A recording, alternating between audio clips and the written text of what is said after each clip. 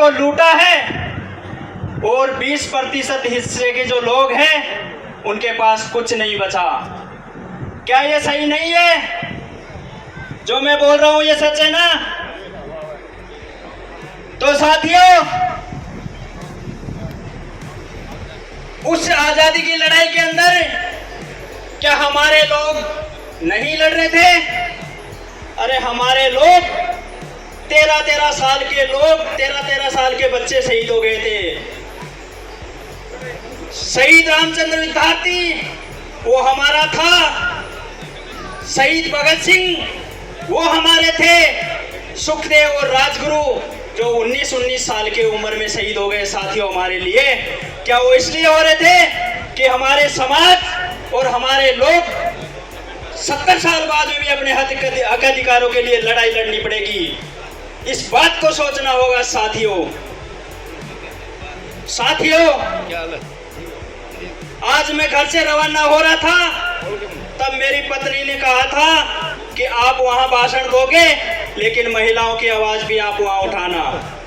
जब मैं शहर को जाता हूं तो देखता हूं एक गरीब माँ अपने बच्चे को लेके जाती है और उसको पीटते पीटते लेके जाती है।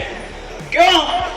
क्योंकि वो बच्चा मांग करता है कि मम्मी मुझे खिलौना दिला दो, मम्मी मुझे बिस्कुट दिला दो, मम्मी मुझे कुछ चीज खिला दो।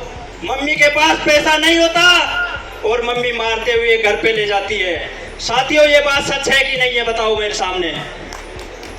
ये देश के लोगों को गरीब बनाने के अंदर जो इस देश की संपत्ति को लूटा है उन लोगों का है। दूसरा मैं देखता हूं एक अमीर गाड़ी आती है, उसके अंदर एक कुत्ता निकलता है और वो कुत्ता कभी आमलेट खाता है, कभी चॉकलेट खाता है, कभी पता नहीं कौन कौन से क्वालिटी के बिस्किट खाता है जो आपके भी मतलब नसीब में नहीं होते होंगे। जब उस कुत्ते को देखता हूं तो वो कुत्ता जीभ निकाल के लपलपाता है। मैं सोचता हूं ये जरूर कुछ ना कुछ हम लोगों को, जो गरीब आदमी है उन लोगों को देख रहा है साथियों। वो क्या कहता होगा? वो कहता होगा तुम्हारी कोई जीवन है? ये जीवन है क्या? ये जीवन मेरा देखो, मैं एसी की गाड़ी से चलता हूं और एसी के महलों में रहता हूं। साथियों, इस व्यवस्था के जिम्मेदार कौन है? ये सवाल अपने आप से पूछना है साथियों। एक और आज मैं इस मंच के ऊपर मैं एक प्रधानमंत्री का जिक्र करना चाहूंगा। मैंने लाल बहादुर शास्त्री का नाम सुना और उनके जीवन परिचय को सुना, और आपने भी सुना होगा कि उन्होंने 2 धोती और कुर्ते के अंदर अपना जो है शासनकाल पूरा कर लिया था। नेताओं का विकास देखिए, एक और वैसे प्रधानमंत्री थे और एक और ऐसे प्रधानमंत्री है जो 10-10 लाख रुपए के सूट पहनते हैं। और हमारे लोगों, सोचो जरा, हमारे बदन पे मेहनत या किसी भी कारण ये कुर्ता आ गया हो, इसके नीचे झांक के देखिए, अगर आपका बनियान फटा हुआ है तो साथियों आपका विकास अधूरा है साथियों। और एक और हम देखते हैं कि एक और देश के अंदर 10-10 मंजिल की, 20-20 मंजिल की बिल्डिंगें खड़ी हो रही है साथियों, और हमारे लोगों के पास रहने के लिए जमीन नहीं है। जमीन है तो बनाने के लिए घर नहीं है, और घर है तो फिर उसके अंदर फर्श नहीं है, प्लास्टर नहीं है, और ये सब भी है तो उसके ऊपर कर्जा है साथियों। क्या इस सभी व्यवस्थाओं के पीछे हम लोग जिम्मेदार नहीं है? सोचो जरा, नहीं है? किनको देते हैं? जो इस देश की संपत्ति को लूटा है साथियों। और एक और मैं बोलना चाहता हूं कि हमारे जो देश के लोग हैं उन सब लोगों का निकम्मा बोलकर इस देश की संपत्ति बेची जा रही है। ये कहा जा रहा है कि ये जो सरकारी कर्मचारी है वो काम नहीं करते, इसका मतलब वो निकम्मापन कर रहे होंगे।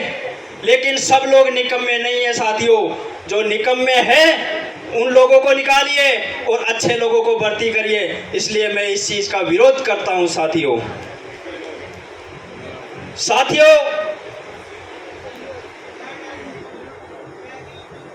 एक अभी बहुत सारी समाजों के जो महाकुंभ हुए, उन सभी के अंदर सभी समाजों ने सभी महाकुंभों के अंदर दो आवाज उठाई है। जो प्रमुख मांग है वो है इस देश की जातीय जनगणना हो और ओबीसी का आरक्षण का जो बंटवारा है वो किया जाए। तो मैं उन सभी महाकुंभों में जो आवाजें उठाई गई है उन सब का समर्थन करता हूं साथियों। और अंत के अंदर मैं आपसे कहना चाहता हूं कि वक्त है कम, लंबी है मंजिल, तुम्हें तेज कदम चलना होगा। हे परम तपस्या के पति को तुम्हें नूतन पथ रचना होगा। साथियों, यूं तो चांदनी चांद से होती है, सितारे भी साथ दे तो कोई और बात है। चलने को तो मानव एक पांव से चलता है, मगर दूसरा भी साथ दे तो कोई और बात है। साथियों, क्रांति एक ही व्यक्ति लाता है, मगर पूरी समाज साथ दे तो कोई और बात है। इन्हीं शब्दों को मैं कहते हुए अपनी वाणी को विराम देता हूँ। जय हिंद, जय माँ भारती।